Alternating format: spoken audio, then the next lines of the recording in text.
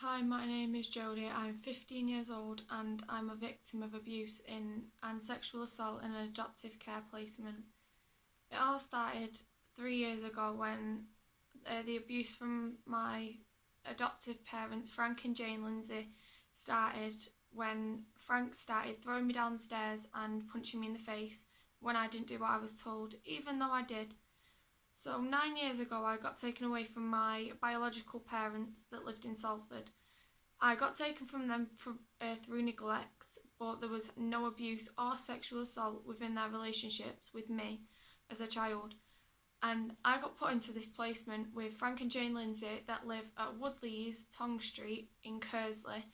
The postcode, if you ask in the comments below, then I'm sure I will pass it on to you. They are both, my adoptive dad is called Frank Lindsay, he is now 70 years old. And my adoptive mum is called Jane Lindsay, she's now 56 years old. And when I first got put into this placement, everything was all well and good until the first night. The first night, I was playing around and I was playing with my older brother, who's now 16, called Matthew Lindsay, who gets no abuse now that he's turned 16, as he is allowed to pay for his own things and he can afford that money. But before then, he did get abused just like me. So on the first night, I fell over onto a metal horse that my adopters did have in the living room, and I sat and sobbed because Frank came over to me and threw a punch at me and then basically just left me on the floor crying. For the next 2 weeks I had a black eye and I was in a lot of pain. I was screaming for help. I asked for my social worker. They would not get my social worker. I did report this to my social worker and I next seen her, but she said that the abuse will die down. And I said that I wanted to leave. I wanted my dad and I wanted my mum back, but they wouldn't let me. And then after that, the alcohol started. There's been a lot of drinking. There's 4 bottles of wine each per night. Plus then my dad starts to drink whiskey and my mum goes on to like vodka and things like that too. She says it helps with her stress and I don't believe that. I believe that she does it because she's an alcoholic. They both do it because they are alcoholics and that scares me a lot. And then 3 years ago the real abuse started. When I came home from school one night, everything was different.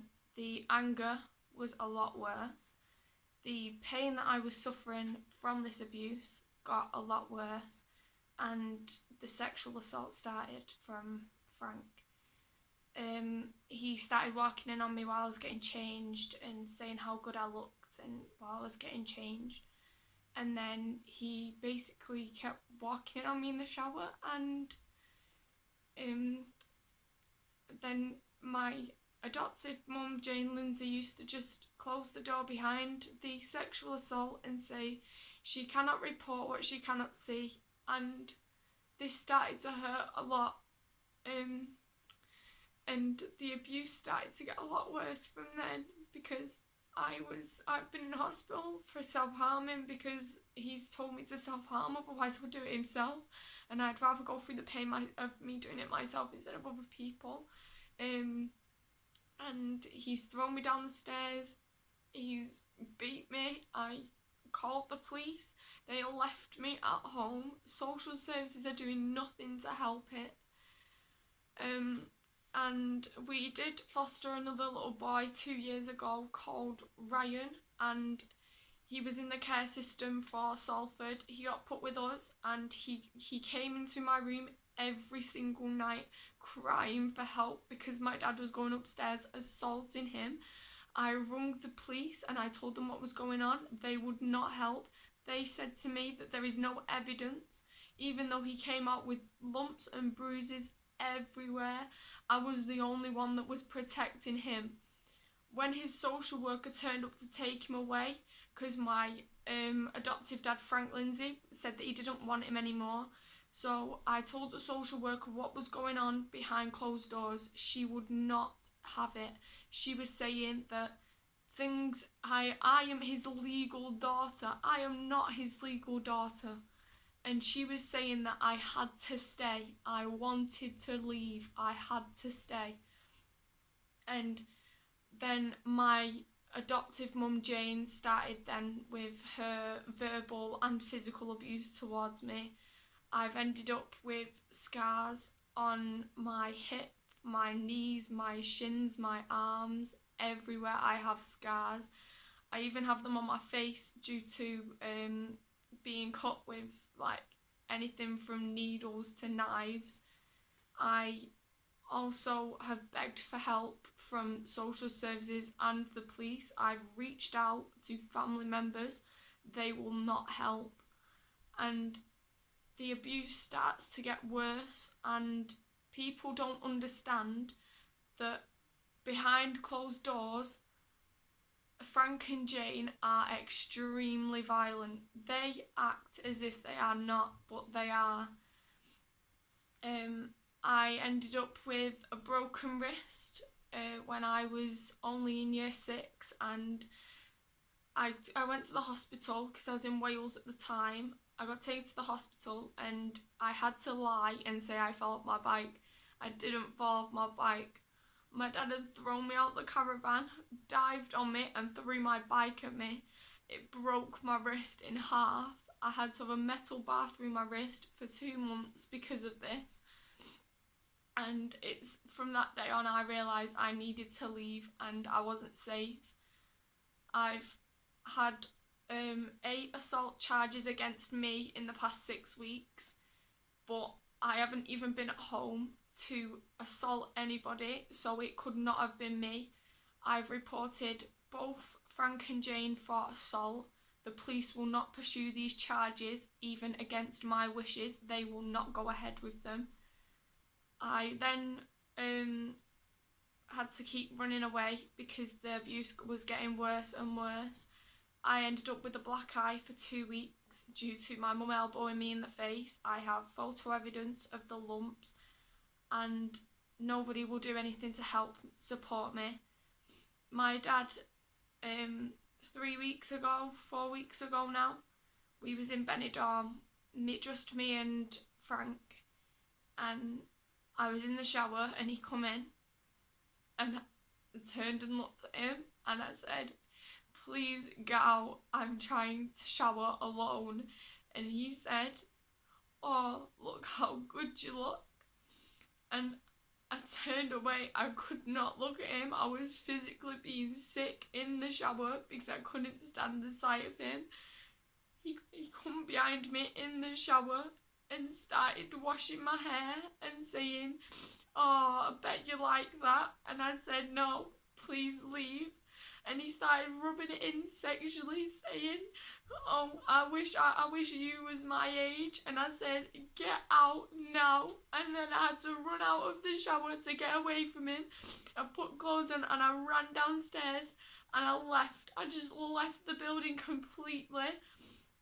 Later that night, I'd seen my dad wandering around near me and he come over, he grabbed my arm, dragged me back to the hotel room. From there, he threw me down on the bed and said that if I didn't let him do it, then he would force to do it. And that's when he started. And he undressed me and then raped me. And I knew my story to be told. And no matter how hard it is for me to understand why they're doing this, they cannot get away with it for any longer. I kept this rape quiet and nobody else knows about it until now. I've found the courage to speak out because I cannot stand any more abuse. I have been in and out of hospital for injuries, for medical checks, and they've left me at that address. Later on that week, when we went home, I tried to tell my mum and she just sort of ignored me and said, "I wasn't there, I cannot report what I cannot see." And then that's when she grabbed my hair and threw me out of the door. And then from that day, she did not let me back in the house until 2:45 in the morning. I sat on the doorstep crying, begging to go back into that house because I wanted to sleep.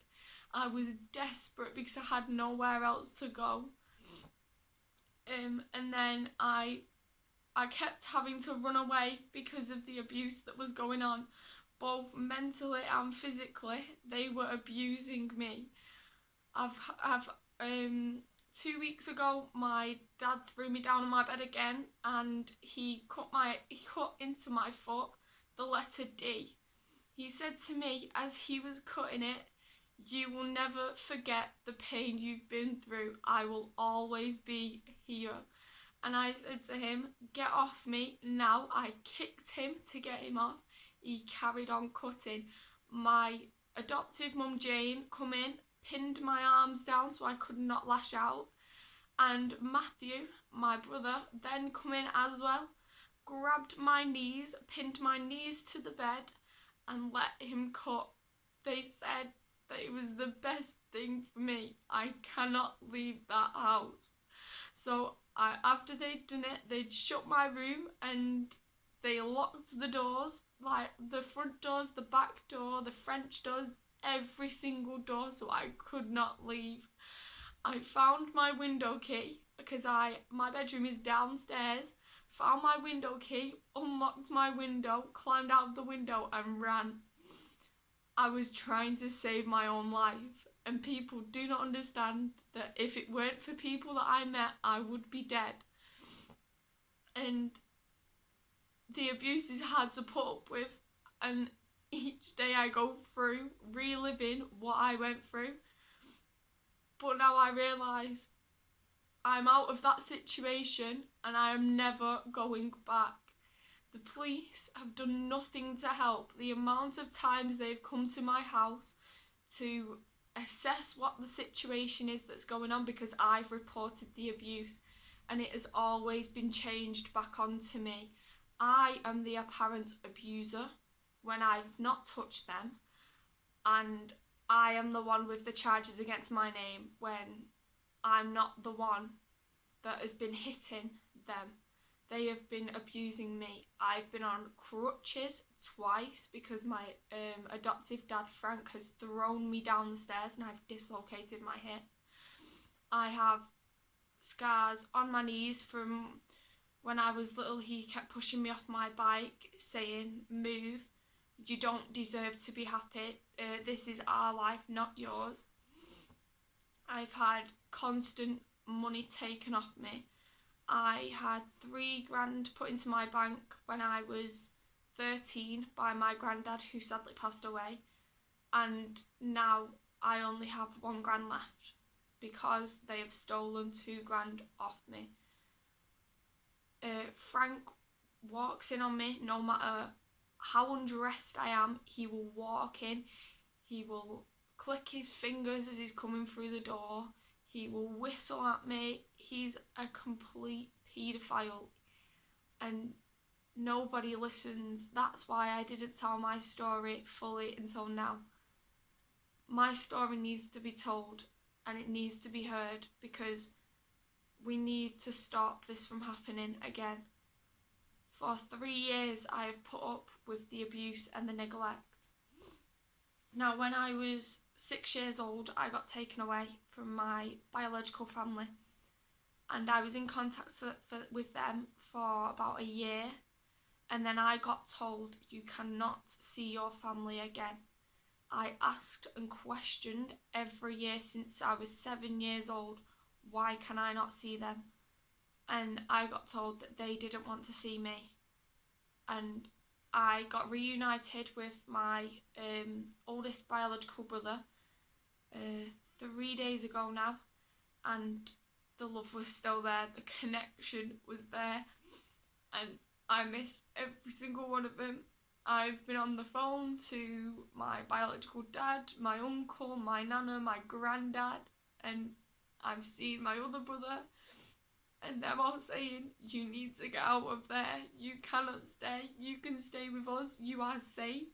They have always said that they loved me.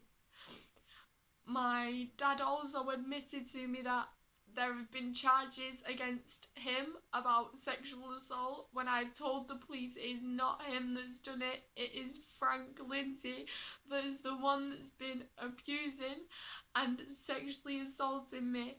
I have told them numerous times that the charges are not real. Frank and Jane Lindsay have been putting false reports into the police about sexual abuse when I was a child.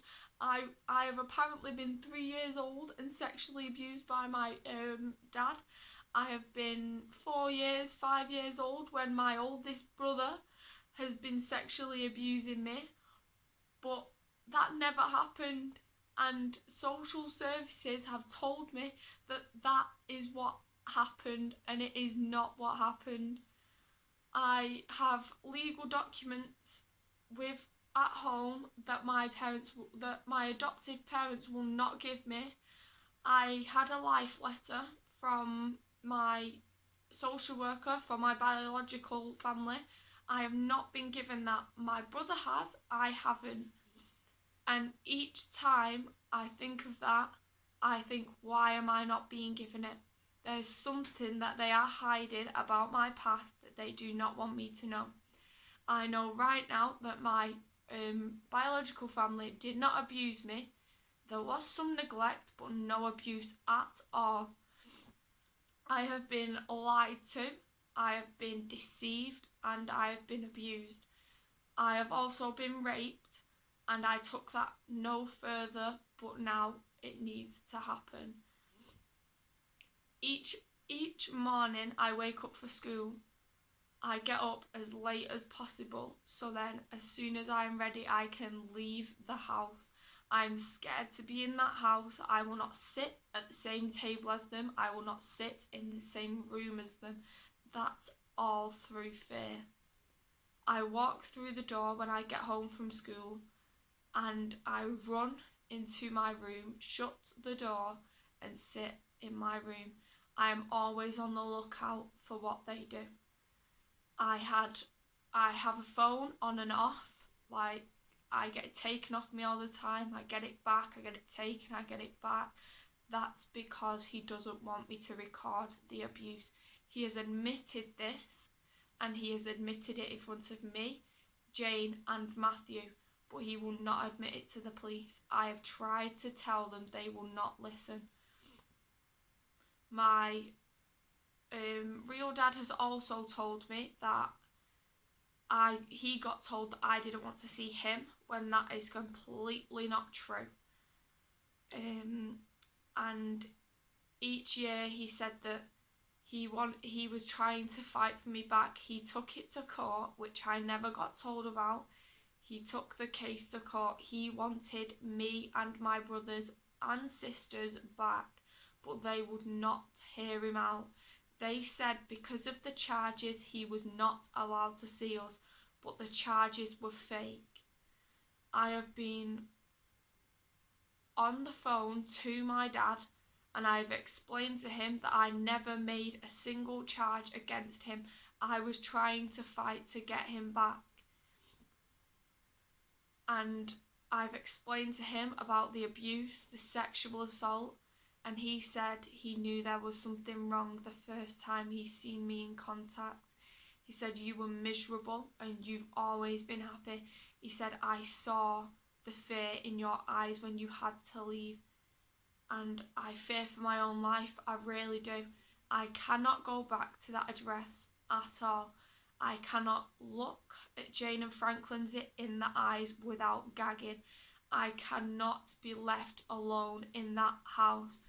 I do not want to go home, and if I do get taken home, I will run again because I fear for my own life. I fear for my life and I fear for my brother's life. Even though he does not get abused, he could still get abused in the future. I need my story out there, and I need all the support I can get to prevent me from going back to that address. I want the courts to hear me out, I want the police to hear me out, and I want social services to hear me out. I cannot live with a bunch of people that abuse me. Yes, I get what I want most of the time, but that's because I agree to what they do. And Frank Lindsay has not only raped me once, but he's done it twice. Once when I was only 8 years old, and I remember that day like it was yesterday, because he was telling me that in 10 years' time you will only want your dad. And I said, you are not my dad, you never will be. And this was me at 8 years old, screaming for help, crying for help. I couldn't tell a soul, because then the week later he held a knife to my throat and said, your social worker is coming. Speak a word, you die. And from that day on, I silenced everything. I've silenced the abuse for 3 years. I've silenced the sexual assault since I was 8. I am now 15. I can't live knowing that Frank and Jane Lindsay are out on the streets. They could be preying on younger children, and I was one of them. They were in for the fostering for money. I know they were. They have admitted that, and they then took it to abuse because they stopped getting the money. The alcohol abuse has been going on for the past 5 to 6 years. They spend all their money on alcohol. They store it away when people come, and they get it back out as soon as they leave.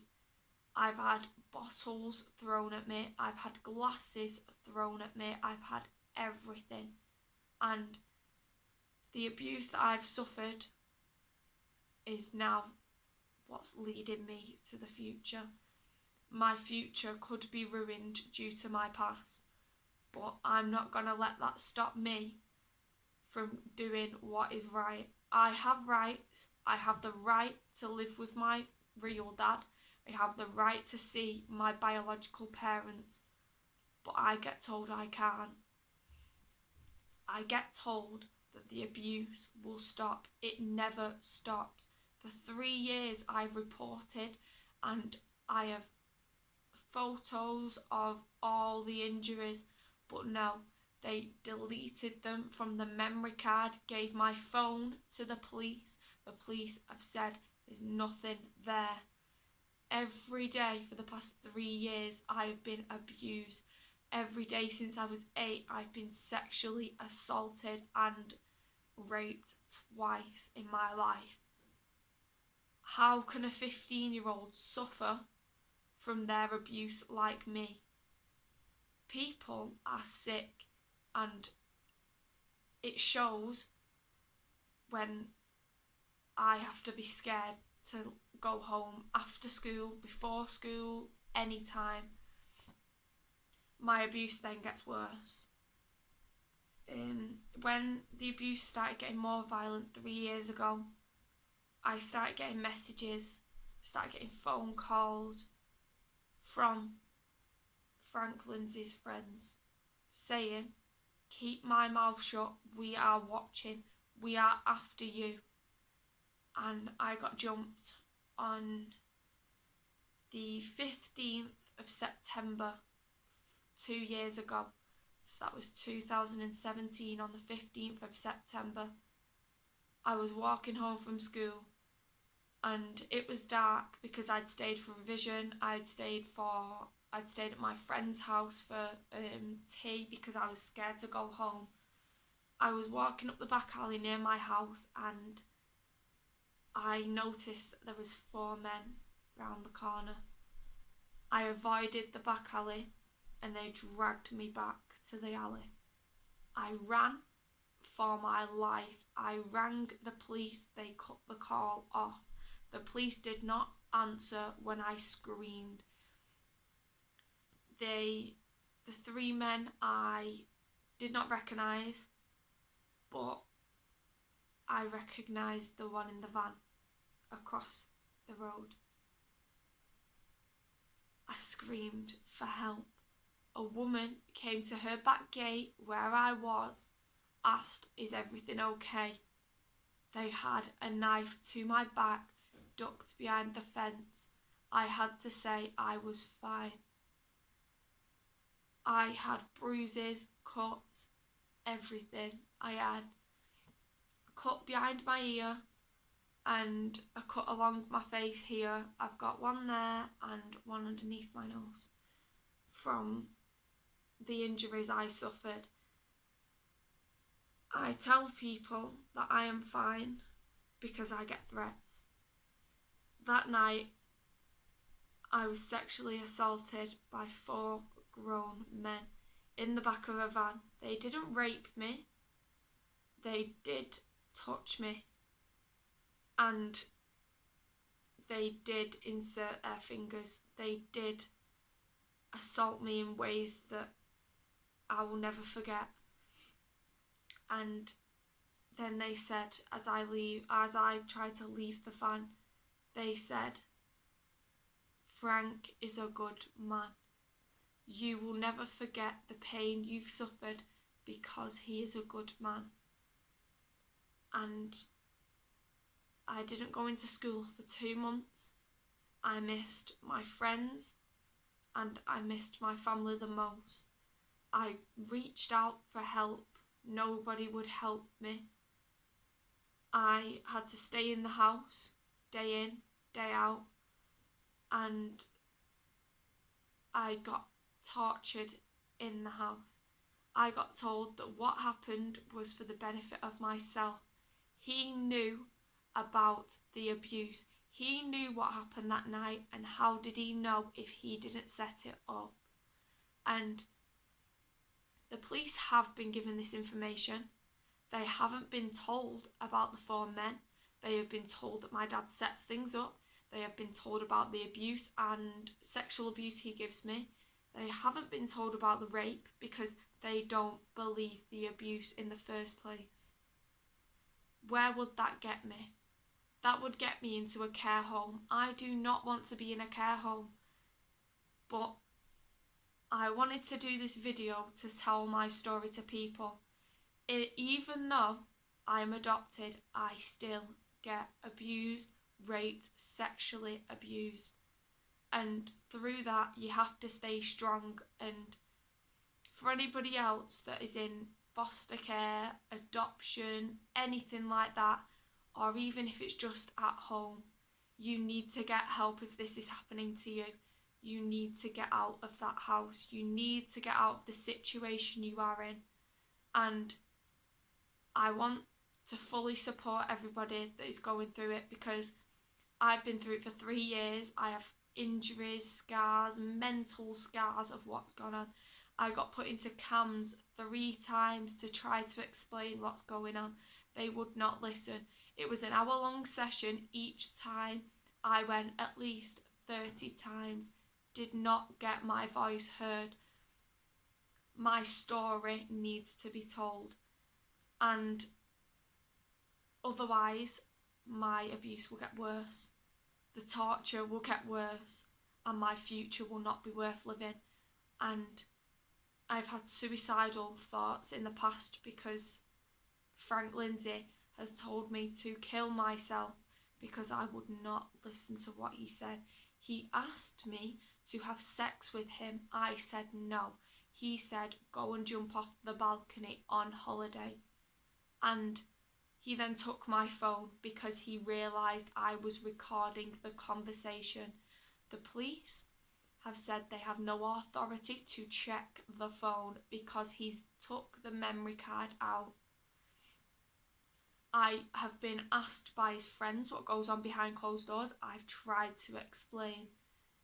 I've been beaten that far that my head nearly got stomped on the curb by Frank Lindsay. Jane Lindsay pulled Frank off me to say, "You will kill her, you will get arrested." He said, "She is worth the arrest. She disgusts me." I am the victim. I am not the one I am the one trying to prevent the crimes. I am not the one committing the crimes. it gets twisted every time. Social services cover up my story. They will log what's gone on. They will twist my words. They will say I'm not in danger. I am in so much danger. That's why I need help and I need support. I need my video to go live. I need it to go global, because then we might get heard. There are other people in this situation, and I don't want theirs to get as bad as this. There are some that are as bad as this and that are worse than this. They need a voice. I am saying this to all the watchers of this video and every single person that will hear this video. I need to get out of that house. I cannot be sent back because I will get killed. There have been death threats over the past 5 days.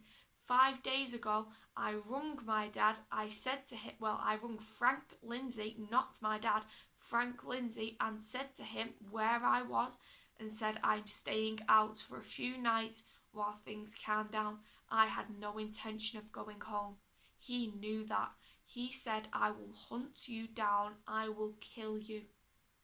I am petrified to go back anywhere near that house.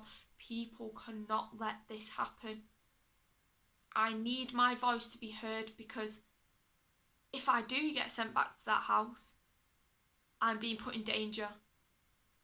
I get put in danger every single day. I've been put in danger every single day, and it will happen again. I know it will. We need to be heard. My brother needs to be saved from that house too. I am living on the life of knowing that my brother could not be safe living at that house while I am not there. They may turn the anger on him now that I have left, and I'm scared. I don't want to go back. I cannot be sent back. I refuse. And my brother is there. He's 16 and his name is Matthew Lindsay. He needs to get out of that address. The address is in Kersley. It is Woodleys, Tong Street, off Slacky Brow. We need to get him out. We need to be safe. And I can't stress enough how much I'm saying I am never, ever gonna let anybody take me back to that address, ever. And I need support behind me to do that. So I just want to say thank you for watching this video, and I will try my best to keep strong and keep trying to get more support with what I'm trying to do. And the abuse has been bad. It really has. But I want my story to be heard, and I want it to be listened to, because I want other people to be safe. I want to be safe. We cannot let this happen again. So please, please, please get the help we need. I need help. My brother needs help. The family of people that I am now with need support with this video. So please share it. Thank you.